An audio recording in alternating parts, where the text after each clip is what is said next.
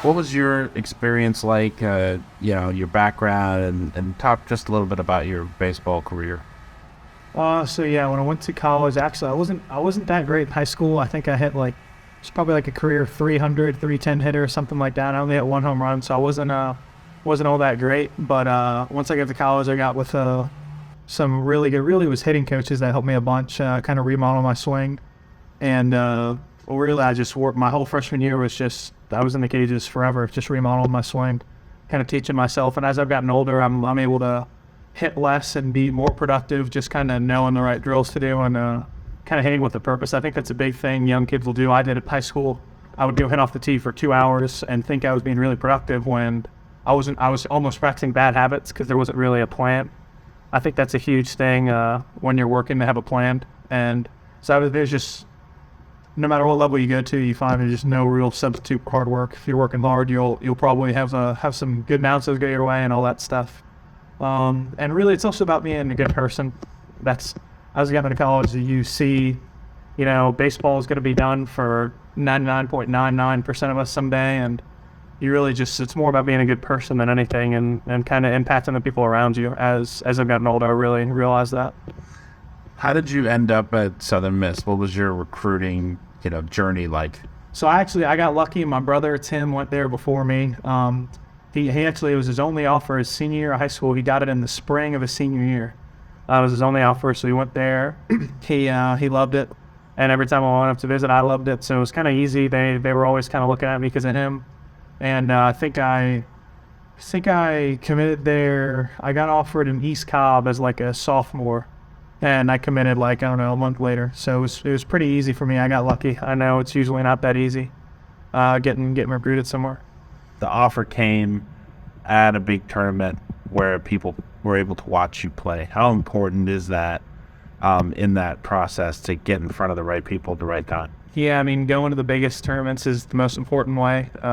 I think I stayed in East Cobb for 2 weeks, and both weeks I played it really well. And then I was talking to Southern Miss a little bit because of my brother, FAU. I was talking to them, and they offered me that week, and a bunch of other schools. At that weekend, I had 2 really good weekends, and I think probably 10 schools at that point contacted me because I did well that 1 week, really. So then I pushed the schools that were already talking to me to kind of make their final decision and offer me because they kind of felt the pressure from other schools, and they didn't want to lose me, I guess is the way to say it. So once you kind of can get 1 or 2 schools interested and they start offering, then the dominoes kind of fall, and a bunch of schools want to offer you because they don't want to miss out. So I think, it's important just to get in front of as many coaches as you can, playing all the big tournaments. When you go to East Cobb, when there's the big Jupiter tournaments, Fort Myers, all that kind of stuff, because scouts or college coaches are going all around everywhere. And you kind of get one, and then you get a second one, and then they kind of start rolling in because they're competing with each other, and they don't want to lose you to their in-conference rival, or they don't want to lose you to their in-state rival. And then people are asking how FAU did get a player and USF got him, and he becomes an All-American at USF, So I think that's a big thing is once you kind of get a few schools interested, a bunch of them will start following in.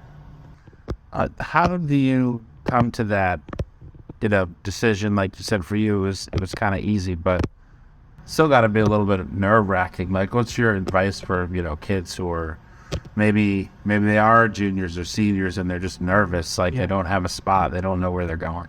I think the biggest thing is you got to find a place that's actually going to care about you and that wants you to develop. I think that's the best thing about Southern Miss is I went there and they put so much into me because they wanted me to be good. They wanted me to be a better person. It's about Southern Miss. It's not about just becoming good at baseball. It's about being a good person too. And that's, I think if you're looking at colleges, you got to kind of talk to the coaches and really try to find out if they're good people and if they're really going to put the effort into you. Because, if they're not putting the effort into you and they're just like, oh, we have 50 guys, as long as 20 of them turn out okay, we'll be fine, then that's that's not really a place you want to be. You want to be at a place where they really care about you and they really want to make you the best you can be.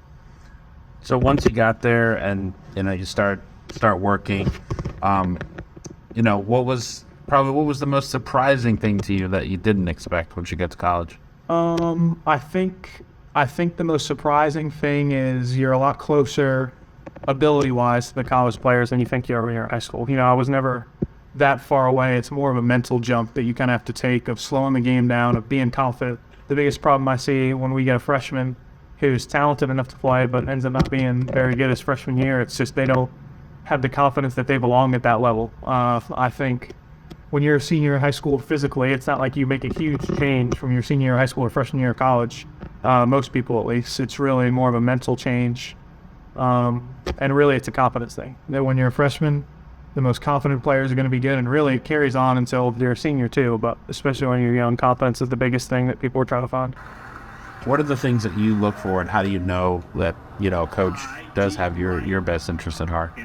Well, I think when you're talking to a coach, you can kind of, there's that little tell. You can kind of tell when somebody's a little greasy and just trying to get you to come to their school and because they like your talent, or you can tell when a coach really cares about you and, he'll talk about how he wants to help you as a person become better and how he wants to get the most out of you as a player, but he's not making all these amazing promises, oh, you're going to come in and play as a freshman.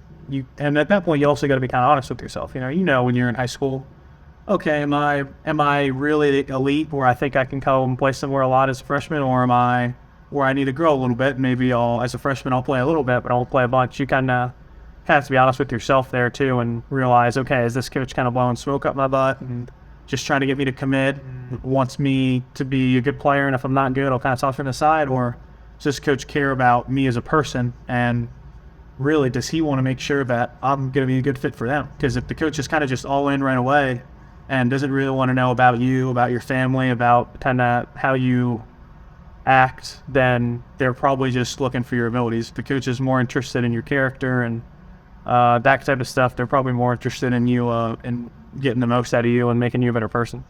What are the things that have allowed you to remain successful throughout your time there?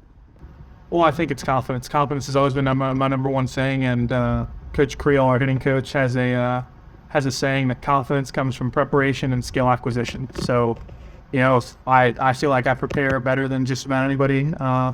And so when I'm getting into the box, there's no question in my head of, oh, this pitcher's been outworking me.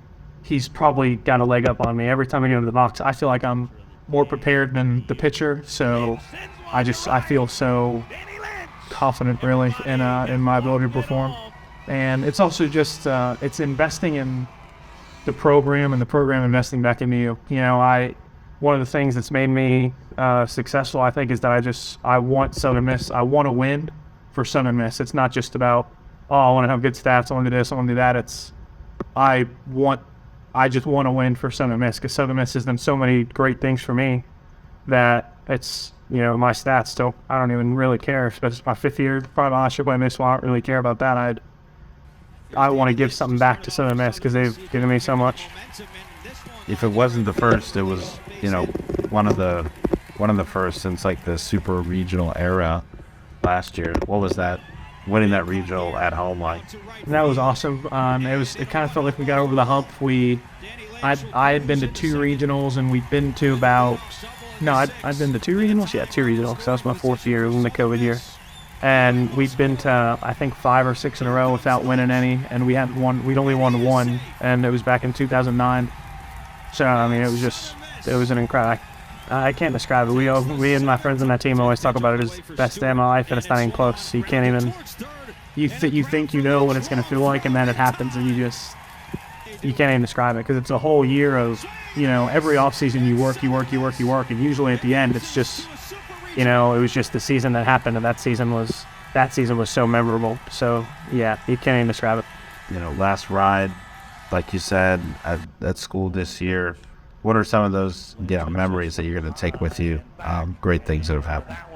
It's more. I think I said this last year. It's more about the people than it is about the baseball. You just hanging out with your friends. Back freshman year when I was in the dorms, I was hanging out with my all the freshman class. Just going to eat with the guys, going to hang out, watching football. that's the biggest stuff. And yeah, I mean, hanging at the field all day, that's always great. Playing baseball is awesome. We have awesome fans that we'll play in front of, but it's really just about, you get to hang out with a group of 40 of your closest friends for me, it's been for 5 years, which is it's just awesome. That's the biggest thing I'll take away from it. All right. Well, thanks for your time, man. I appreciate it. And good luck with the last ride. Thank you.